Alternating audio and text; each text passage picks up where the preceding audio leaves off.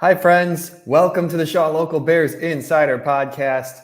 I'm Shaw Local Bears beat reporter Sean Hammond. Joining me as he does every Monday and Friday during the NFL season is Shaw Local's very own Michael Dwojak. Michael and I, we just watched, we got back from Indy last night, having watched the Bears and Colts, as I'm sure all of you guys did at home as well, or maybe some of you made the trip. 21-16, the Colts with the victory in this one. Caleb Williams threw for 363 passing yards, 2 touchdowns, but he also turned the ball over 3 times. Michael, how are you feeling after having about 24 hours to digest this thing?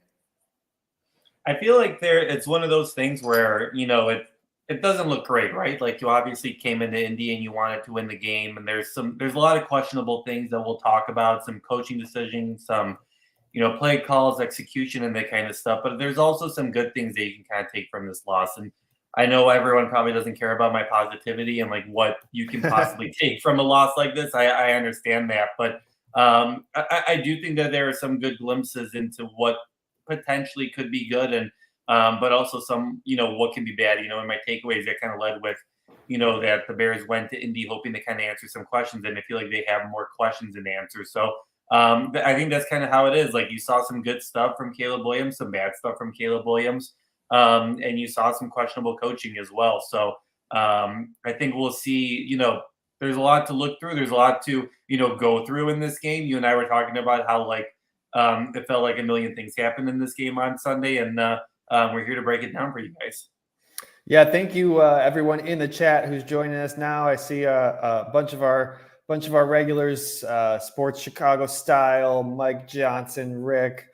Thank you guys all for joining us live in the chat. If you're listening later on Spotify or Apple, keep an eye out on our Twitter pages. We'll let you know when we're going live on YouTube, and you can come join the conversation with us. You can see our beautiful faces and chat with us and get your questions in the chat. Be sure to also head over to shawlocal.com to support all of our coverage. And if you are watching on YouTube, hit the thumbs up. That's a great way to support the show. We really do appreciate you guys joining us live. Yeah, I come away from that game in like a similar mode, Michael. Like, I think Caleb Williams did a lot of nice things. I think if you look at Caleb Williams in a vacuum and for a second try to ignore, I know we're going to talk about the play calling, we're going to talk about the offensive line, all that stuff, but just look at what the quarterback did in the situations he was dealt. Yes, he turned the ball over a couple times. I think the one interception was really bad. I think the other one I was fine with. He was trying to make a play. He was trying to give his guy a chance, and I'm okay with that. And he kind of explained that after the game. But I think there were a lot of positives. I mean, you have a rookie quarterback in his 3rd career game throwing for 360 yards. I mean, that in and of itself is kind of crazy for a Chicago Bears quarterback. Yeah, what was your stat? Like Mitch Trubisky was the last guy to throw for more than 350 yards since 2018. Yeah, in 2018. It's been 6 years. That's insane, especially in today's modern NFL where everyone not everyone is throwing for 350 every single game, but you figure at least once a season or a couple times it would have happened over the past 6 years, right? Yeah, you would think so. I mean, the way that these offenses are nowadays, and obviously we've all watched the Bears over the last 6 years. We know some of the issues that were inherent in all of that, but and then look, I don't necessarily know if you want him to be attempting 52 passes every game. Right. That's what he was at yesterday, 33 of 52. But also, if the run game is going to be this bad and that's how you have to move the ball, then they're going to do what they have to do to move the football. Yeah, definitely. It's that you don't want him to throw as much as he did, and obviously when he was told about that after the game, he was like, "Wait, I threw how many passes?" And there were obviously a few sacks there, so obviously the pass was also intended there a little bit more. But yeah, I agree. I think there's a lot of good things you can say about that. We'll look into it a little bit more. Obviously, there's some yards. Obviously, some of those yards came on a Hail Mary play at the end that DJ Moore just missed out on scoring on. I know the Colts were playing more prevent in the 4th quarter. So maybe they were giving up, 10 yards here, 10 yards there, and that kind of stuff that allowed things to go. But I agree. I think, you saw a lot of stuff. Hopefully you're not throwing 52 times a game and you need to figure out that running game. But I would agree. A lot of positivity and a lot of good things to take from this game. If you told Bears fans before the game that Caleb would throw for 350 yards and Roma Dunze would go for 100 plus with a touchdown, I mean, you would take that, win or loss. Like those are the two guys that you're trying to develop on that offense. I mean, you're trying to develop everybody, of course, but like those are your star rookies. Those are the guys who are going to, you hope, be the difference makers for your offense over the next 4 to 5 years. And to see that start to come to fruition was a really good thing. Okay, we're going to dive into our winners and losers. And because it's a loss, I know we're talking weirdly positive after a Bears loss. And I know not everybody feels that way. So we can talk both sides here. Let's since it's a loss, we're going to start with our losers. 2 losers each. Michael, who's your first loser from this game? My first loser from the game, I feel like, has to be. This feels general, but I'm going to go with the coaching staff. I feel like we have questions for a third straight week here. Last week we were wondering about the challenges. This week it's about we'll get into the Shane Waldron play calling. I'm not going to include him in this, but I would consider that a loser too. But you've had multiple instances where, there's the big question of, Caleb Williams throws to Roma Dunze, gets a touchdown. You see them celebrating and they're excited, but at the same time, like, you've got the coaching staff needing to burn a timeout because, they're going for the 2-point conversion and the guys aren't aware that they're going for the 2-point conversion. And, obviously we couldn't tell that much from up. And I know Matt Eberflus said after the game that's on the coaching staff and they need to take accountability for making sure that the players know what's going on. But, you burn a timeout in that instance and you lose an opportunity to have a timeout toward the end of the game that helps you, go for a drive and try to win the game. And those decision, moments matter. Like, obviously last week with the challenges, how does that kind of work and that kind of stuff? So, you can, for that argument, you can say, should Caleb and Rome be like arguing for the ball right now and trying to, I know it's obviously a fun moment for them. Obviously it's both of their first touchdowns, but at the same time, you got to start moving on to the next play and know that you're going for 2. And Matt Eberflus took accountability for that. But still at that point, you need the coaching to kind of come together. And through 3 weeks, I feel like I feel like last year we kind of grew with the confidence of, Matt Eberflus brought this crew together. Everyone was feeling good toward the second half. Hard Knocks. Matt Eberflus has a nice house. He has a beehive. Like, everything is great. But through 3 weeks, I feel like we're starting to get questions again about this coaching staff and whether, what's the communication like, the decision-making process like? And I feel like we have more questions with that than we did at the beginning of the year. Yeah, that's an interesting point, interesting moment in the game because it is, the rookies, that's their first touchdown. It sounds like they had been planning that touchdown celebration, right? For if that scenario played out, and it did. And we hear coaches talk all the time about how when they're in those situations and it's the second half and there's going to be an opportunity there's going to at least be a discussion about whether you should kick the extra point or go for 2. A lot of times, and Flus has said this too in the past, like, those conversations are happening earlier in the drive as they're getting down into the opponent's territory, into the red zone. And so you have to wonder, okay, were those conversations not happening? Or I kind of feel like, maybe it is on those rookies who got caught up in the moment and were celebrating and didn't really realize what the offense needed to stay on the field and all that stuff. But at the same time, it looked like the special teams guys were coming onto the field. So there was just a clear miscommunication somewhere along the line, and that was just a waste of a timeout. And it's silly and it's too bad. And then Flus's, he said the other timeout with about 5 minutes left, he just wanted to conserve clock. And I get that. I mean, I do kind of get that. Like, you don't have to use those timeouts at the very, very end of the game, but also, I mean, I think you could go either way on that one. I do understand where he was coming from, especially if they kept them out of the end zone, but of course they didn't.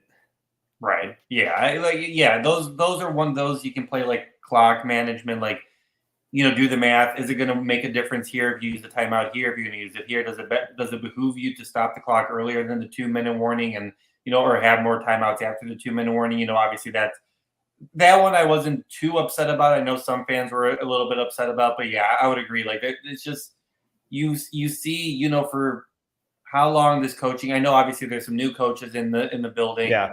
They're trying to get used to it, but for Eberflus and I just feel like there's some things that are just it's not smooth right now. And 3 weeks in, with a young rookie quarterback and a lot of different guys, you need that to be much smoother than it is from where we are right now with the coaching staff and the decision making and the communication. Yeah, and on that topic, I'll throw out a loser in specifically Shane Waldron's red zone calls and those goal to go situations.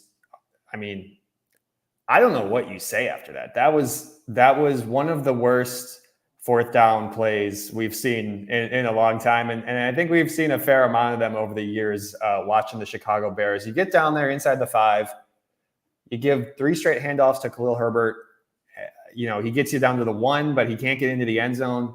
And then they call that little option pitch. Caleb pitches it to DeAndre Swift, and it was just over before it even started. It sounded from talking to the guys after the game like the Colts did something different than what they had seen on tape.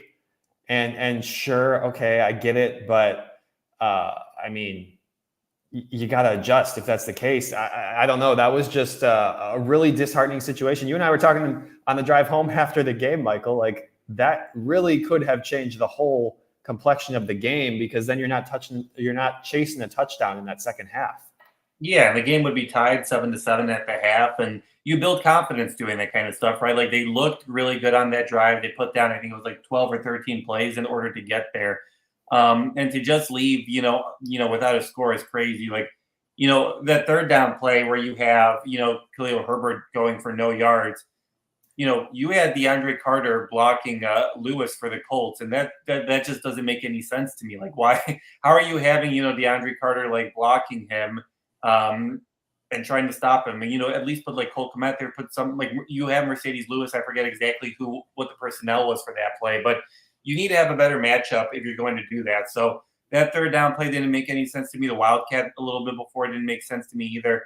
And that fourth down call, I'm interested. I feel like we've heard some mixed things. A lot of the plays, it seemed like a lot of the players didn't like the play call or weren't, happy with it.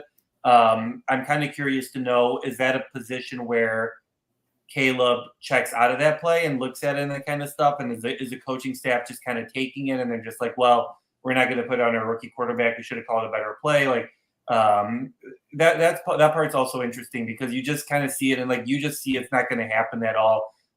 They saw that personnel. Obviously, the Colts did something different, but the play was bad. But I'm also curious to know, is that up to Caleb and whether he needs to be the one who checks out of that? And he's a rookie quarterback. Obviously, he'll learn from that moment. But is that a play that you call with a rookie quarterback, I guess, knowing that maybe he'll miss the check down and won't change the ball and it can blow up on you like that?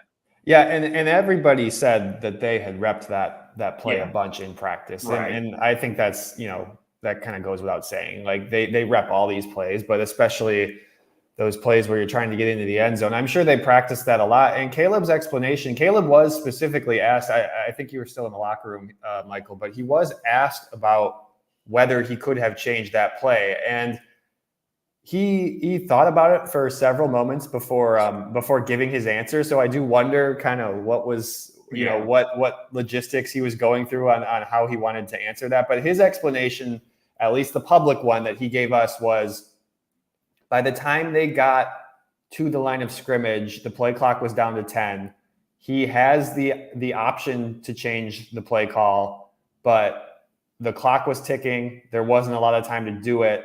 And he still felt like they could potentially score with the play they had. And so according to him, yes, he has the opportunity to change the call, but he didn't do it. And maybe the clock was the reason. Maybe we're not getting the full explanation, but yeah, that's certainly worth wondering if they are seeing a look that they haven't seen from the Colts on film. Well, then why did you run the play? That is totally a fair question. Yeah, but regardless of what the thing, obviously that's a learning lesson for him, and he'll figure it out. And maybe he'll burn a timeout in those instances and be like, it's better for us to burn the timeout and to have time to talk about it and present something else. But at the same time, that play call, I don't get it. I didn't get a lot of the play calls during out the game. You had a lot of like 3rd and 9s, and you were just throwing a screen pass to DJ Moore that got nowhere, or you're throwing it to Cole Kmet for like a 2-yard or 2. It felt a lot like you were just like content with not picking up the first down for some reason. And the blocking hasn't been good on the outside for both the passing and the run attack. So I just don't get some of the play calling where you're throwing it out, you're pitching it out, and it just doesn't lead to anything. It just leads to more frustration, I feel like, than anything else.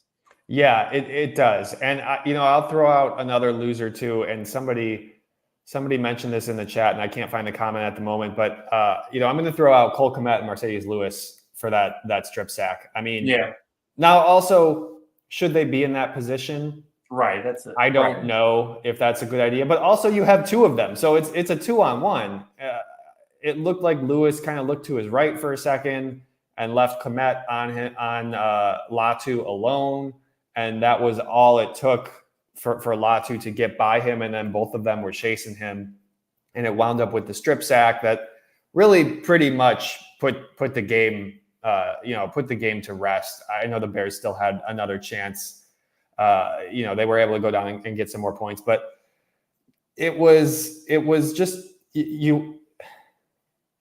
you're going to have your tight ends block at certain points. Yes. But, to have that, to have your tight ends trying to block their first round draft pick in such a key on such a key drive is questionable. And I think it's fair to question whether that was the ideal scenario right there.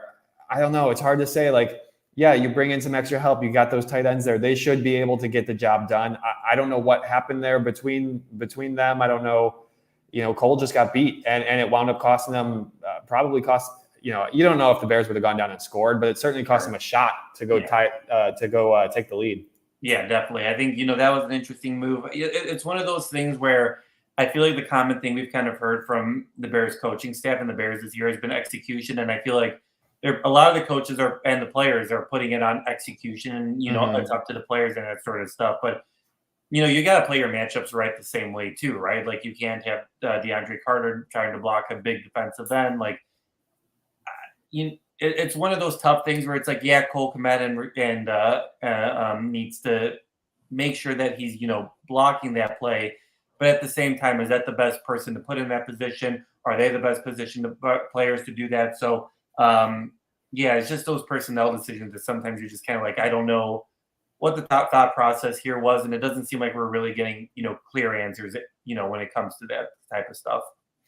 Putting a tight end out there to help a tackle is one thing, but then putting 2 tight ends out there to deal with a highly thought of prospect at the edge is a different animal. Michael, you got another loser for us?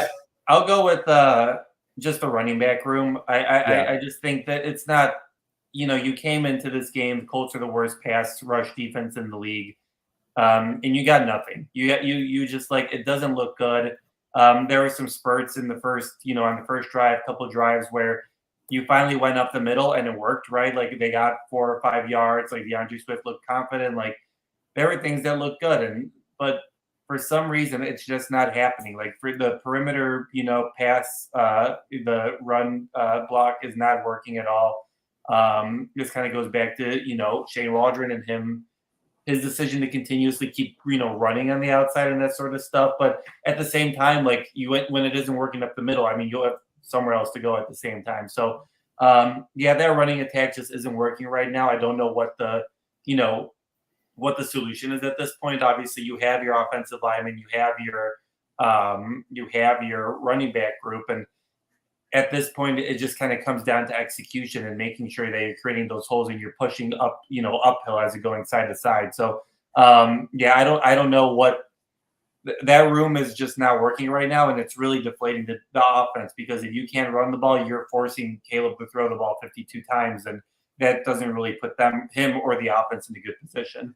Yeah, CJ in the comments says Roshan Johnson had a nice 8-yard rush there and then didn't touch the ball for a series. And yeah, like Roshan seemed to be the only one who was able to get some space. I mean, you look at, I know Swift had the big 12-yard loss down there at the goal line. And so that kind of hurts the numbers a little bit. But I mean, he's still, you averaged 1.5 yards per carry after that 12-yard loss. Obviously, that would look a little bit better if that 12-yard loss wasn't in there. But sure, you gave him 13 touches.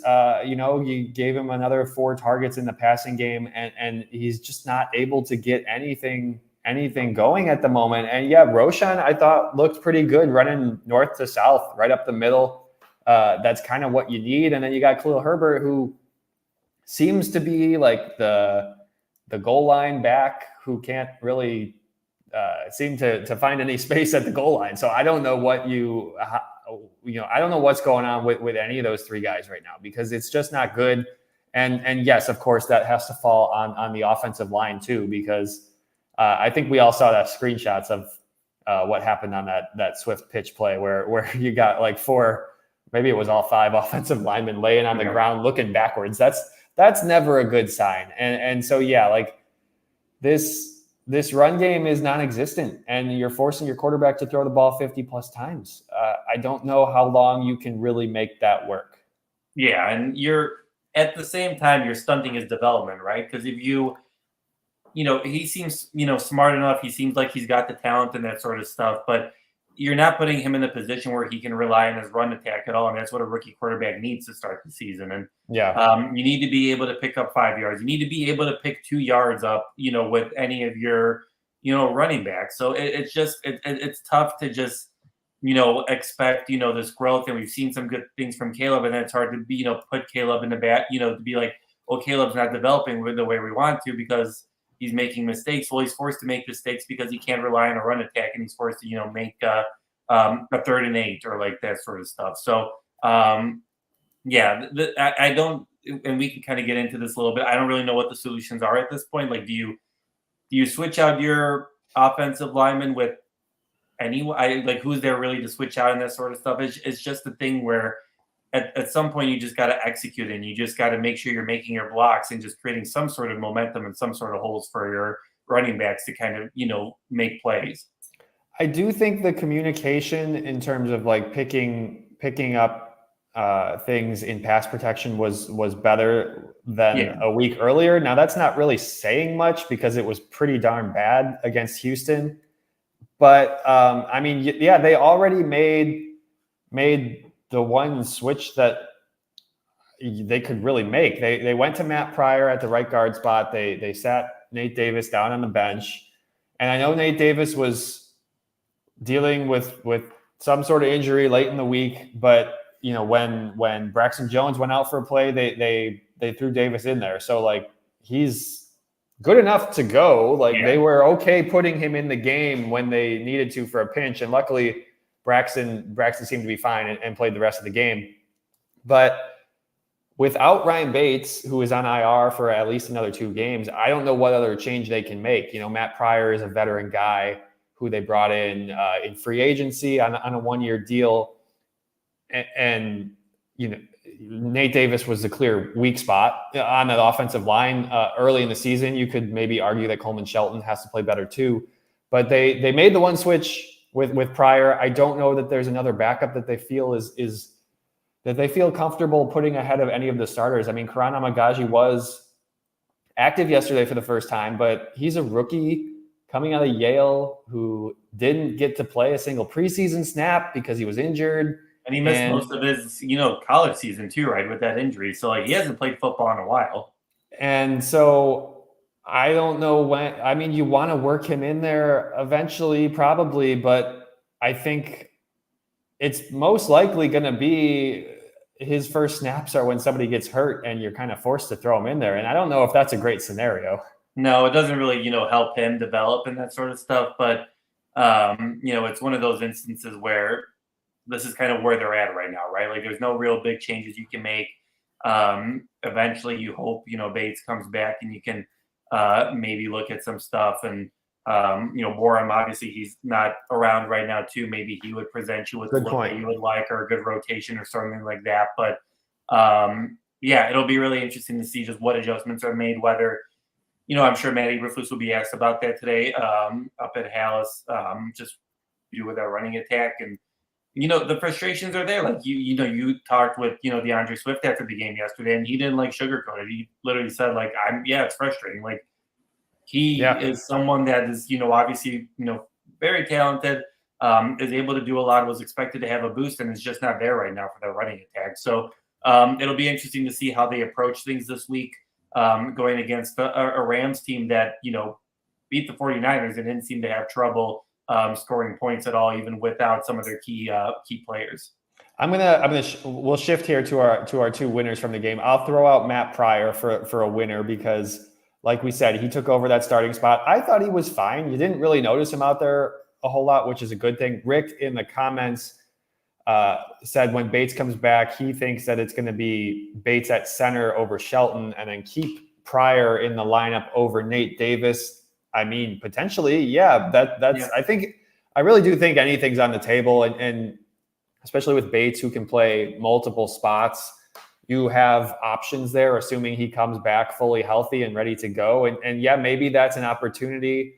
And so, I would call Matt Pryor a winner from this game. You could also say Nate Davis, of course, is a loser because you're talking about $10 million a year guard, and you're essentially benching him. That's inefficient when you're trying to build your football team. Yeah, it really is, right? Like, you're just trying to build that sort of momentum. You're trying to bring consistency into it. And, it's not there right now. And at some point, you just need to figure things out. You need to see what works and what doesn't. And you just need to have some, brutal conversations. And the Bears, it seems like, have had that brutal conversation, or the realization where, I've heard that, it's kind of like, well, it's because Davis is hurt. So, that's why we put Pryor in there. But, as soon as an Eagles like Braxton Jones got injured, Nate Davis was healthy enough to play in the game, right? So it felt like a business decision. It felt like something that you needed to do to build consistency, and I would agree. I think you saw some of that. Obviously, we don't know the grades yet for how the offensive linemen did, but you didn't notice Matt Pryor, and I feel like that's the biggest thing for offensive linemen. If you don't notice them, they're probably doing a good job. Exactly. Give us a winner, Michael. Who's another winner from this game? I know that the unit didn't do well, but I thought Roschon Johnson was a winner, mostly because he finally got to play on offense, which was big for him. But he made a difference in the game. Like, he ran the ball pretty well. He picked up consistent yardage.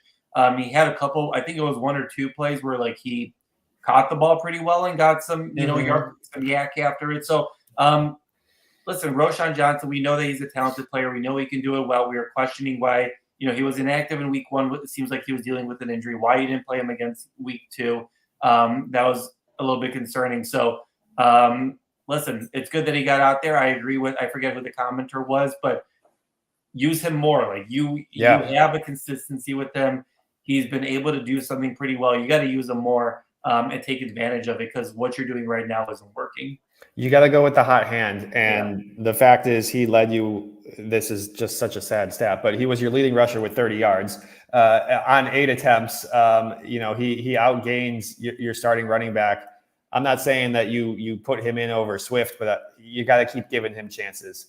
And I think they will do that. I really do. I mean, the fact that they were able to make the switch with Pryor and Nate Davis, sort of tells me that they're okay making some changes. If they're trying to figure out what works here, and if Roschon Johnson is working, I think they'll stick with that. I'm going to throw out a winner here in Rome Odunze with the biggest game of his young career. I know it's only game 3, but Caleb was talking after the game about how he's been telling Rome he wants to get him more involved, and we definitely saw that in this game. He had 11 targets, tied for the most on the team with Cole Kmet, who also had 11. 6 catches for Rome, 112 yards and a touchdown. That is what we have all been expecting from Rome Odunze. That is why you draft this guy in the top 10. That is why you pair your young quarterback with a good young receiver and give them some time to develop. And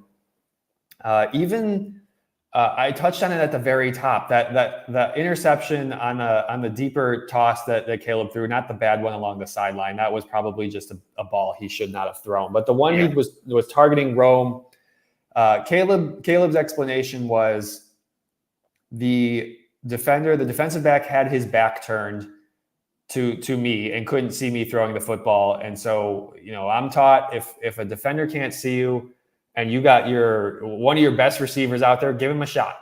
Why not? And it was unfortunate, of course, that the ball was tipped. Rome said that he probably should have caught that in his body instead of trying to use just his hands.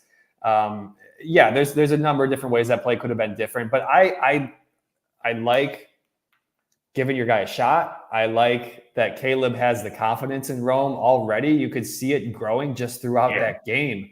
The confidence he has to just throw it up there and give his guy a chance.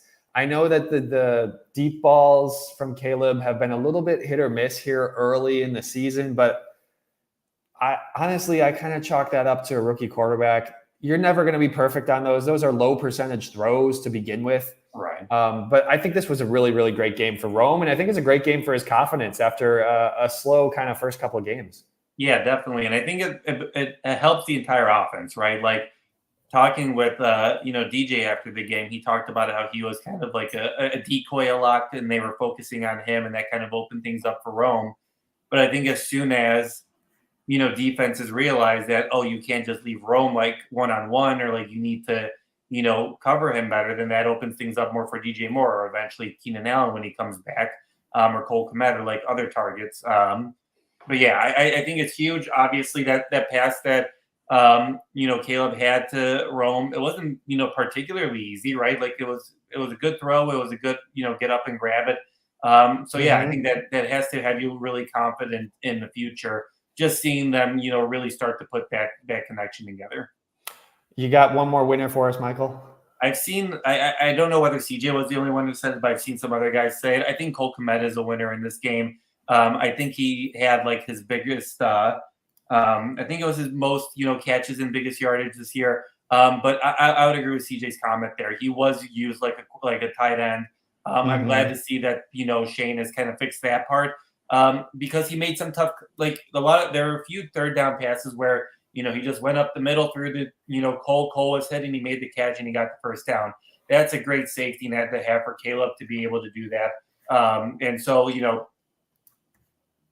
is that block, is that something that you put on Cole? Maybe not, maybe it is, but in the grand scheme of things, I think he had a really strong performance and he showed you why you need to make sure you're utilizing him in this offense. Yeah, absolutely. CJ's comment was that he was being used like other high quality tight ends. 11 targets, 10 receptions for 97 yards and a touchdown. That's exactly what some of the best tight ends in the league are going to get. Now, when you have 52 pass attempts, there's a lot of targets to go around. Sure. So, Rome had 11, Cole had 11, DJ had 10. Including that Hail Mary there that almost scored for them there at the end of the second quarter. That's exactly what. Look, when you pay your tight end $50 million over 4 years, this is kind of what you expect to get. That means he's a difference maker for you, and we didn't really see that the first couple of games. We did see that in this one, and so I'm totally with you there, Michael. I thought. I don't put the strip sack on him. Like that's more on the scheme. That's more on the coaching staff and the situation those guys were put in. Cole and Mercedes were put in. I'll throw out one more winner too. We haven't even mentioned the other side of the football, and so I'll throw out. I don't know who to pick. I mean, I guess Tremaine Edmonds is a winner for his interception. You could say Montez Sweat got his first sack. Whoever you want to pick on that defensive side. We should have had a fumble there or a pick. We can talk about that play too. So I know that was weird early on in the game. The play that Montez got was credited for the sack. I know you guys all saw it. He had a handful of Anthony Richardson's jersey. At least watching it live in the stadium, I didn't hear any whistles. I thought the play was still going. Now, obviously, we're a million miles away from what's going on down on the football field. But somehow the ball ended up in Andrew Billings' hands, whether it was a fumble or an interception. I don't believe the ball ever touched the ground. And so we all definitely thought that was a takeaway. And the refs decided, no, that they had blown Anthony Richardson's forward progress dead. That was a big moment in the game, even though it was early on, because that would have given the Bears the ball in the red zone or around the red zone somewhere down there. And it's hard to say that any play in the first half can change the course of a game, but it really was a big moment.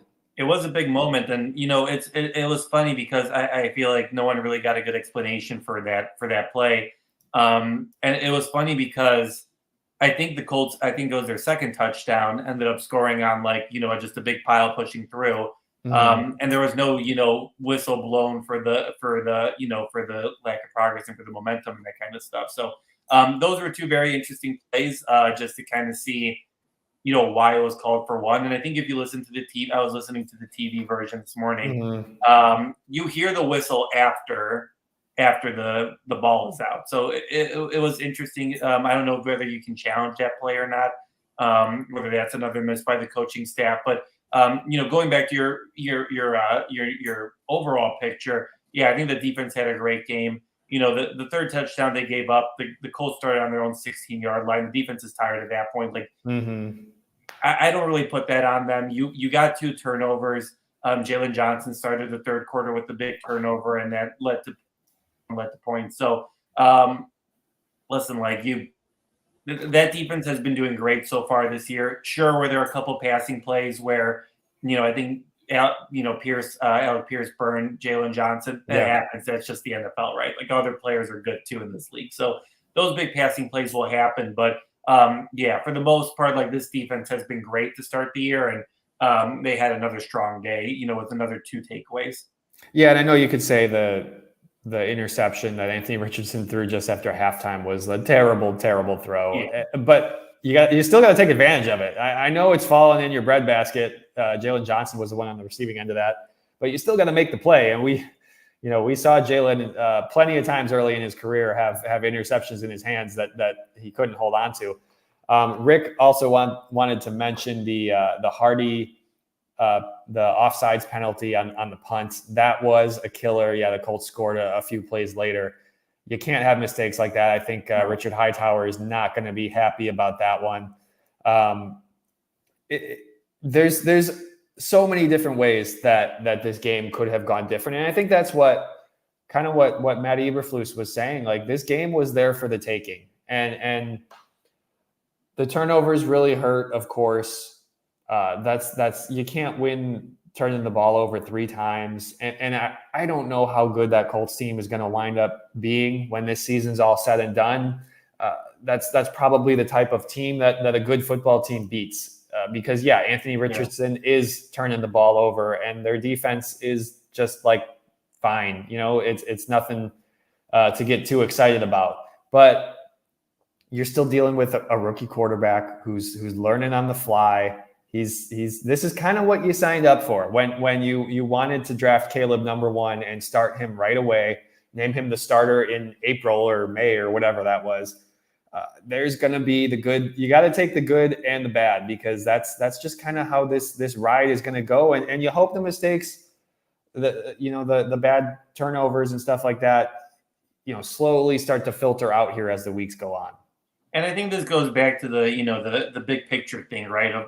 I think that's why so many people you knew you're going to have the number 1 pick. You knew you were probably going to take Caleb Williams. And I think there are a lot of people who are like, this is a good opportunity. Go after Jim Harbaugh, go after an offensive minded coach who put Caleb in the best situation. Right. And you're seeing how important coaching is, where, obviously it's up to the players in executing. You can't put everything on the coaching, but Green Bay is winning big with their backup quarterback because they have a good offensive, style, right? They know what they're doing. Everyone knows what they're doing. And Matt LaFleur is doing a good job putting them in a good spot. Kevin O'Connell's doing a great job in Minnesota with Sam Darnold, right? You're seeing a lot in the New Orleans. I know they lost, but you're seeing a lot of good stuff from Kubiak too. Kind of taking over that offense and leading that team. So I think that goes just back to the big grand picture of things of, You knew Caleb was going to make mistakes. You knew he was going to be a rookie. A lot of rookies, struggle and that sort of stuff. And that's why a lot of people are like, you got to put him in the best position with the best coaching staff, the best offensive line. And I think after 3 weeks, we're kind of left asking, did the Bears do that? And is that going to be yet another, recycled problem where are you going to end up having to change your coaching staff and putting Caleb in a tough situation with the new coaching staff heading into year number 2?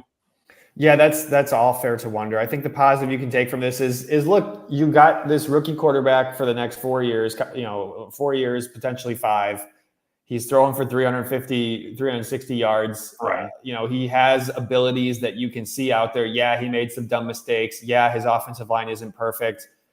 But I mean, it's hard to say because this is the Chicago Bears. He's probably going to go through a few offensive coordinators in his career. I don't know if this is the one. I don't know if this is the answer. We'll see. I mean, the returns through 3 weeks leave us with a lot of questions. Yeah. And at the end of the day, I think you can be excited about the quarterback himself, regardless of what's going on around him. I know he had a couple of turnovers, but the potential is there. You can see it in some of the throws. You can see it in just the confidence he got back there in the pocket on Sunday. I think was really good for him to have a game where he's dropping back a bunch and not getting killed every time. I think the Bears gave up 14 pressures, which sounds like a lot, but when you're dropping back 50 plus times is actually not too terrible. I think his pressure percentage in that game was not all that bad. Yeah. So there's some positives you can take from this. I know it's a loss. The Bears are 1-2. We've got the Rams coming up this weekend. We'll dive into that on Friday, of course. We hope you guys join us. We're trying to do every Monday and Friday at 10 a.m. live on YouTube. We really do appreciate you guys joining us live. Do us a favor, hit the thumbs up on YouTube. That's a great way to support the show. If you're listening later on Spotify or Apple, leave us a review and keep an eye on our Twitter pages. I'm at Sean_Hammond. He's at Dwojak94. You can see when we're going live on YouTube. You can join us. You can watch us on the video. You can see my posters in the background. You can see Michael's bookshelf. You can come hang out with us and get your questions in. And be sure to head to shawlocal.com to read all of our work. We have a ton of stuff up there. Michael and I were writing like crazy yesterday. So go over there, read our stories. I got a story looking at the biggest plays from Caleb. Of course, we touched on a few of those here. Michael's got his 5 big takeaways. We got tons of stuff up there. We will be back on Friday to preview this Rams game. Michael, another good Bears chat. Thanks for always keeping it interesting here with me. Yeah, it's been fun. Obviously there's a lot of there's a lot to take. I think the biggest thing to kind of look through this, and it's been something we've been emphasizing since training camp during the offseason, is you have a rookie quarterback leading. You knew there were going to be highs and lows. These are the lows, right? And I think the biggest thing is now, what does this team do during the week, right? How do they prepare? How do they make adjustments? That's going to determine how the rest of the season goes. There have been plenty of teams that started 1-2 or whatever. And gone on to do well. There have been plenty of teams who, started the season 5-0 or done great and then faltered off, right? Like, that's the life of the NFL. But I think the biggest thing now is, like, what do you do this week? How do you prepare heading into a very critical stretch, playing against the Panthers, the Commanders, the Jaguars, and I'm missing one team. The Rams this week. Yeah. So you're playing a lot of winnable games. You need to start making those adjustments. And how do you make those adjustments? That'll be interesting to see. And we'll break it all down on Friday and get you ready for week number 4. Yeah, a Rams team that is beat up. We thought was pretty beat up, but they beat the 49ers, who are also pretty beat up. So I don't know. I haven't watched the tape on that. I'll have to go back and take a look at that and see what we're dealing with here. All right. Thanks for joining us, everybody. We really appreciate you jumping on. This has been the Shaw Local Bears Insider Podcast. Have a great week, and we'll be back with you on Friday.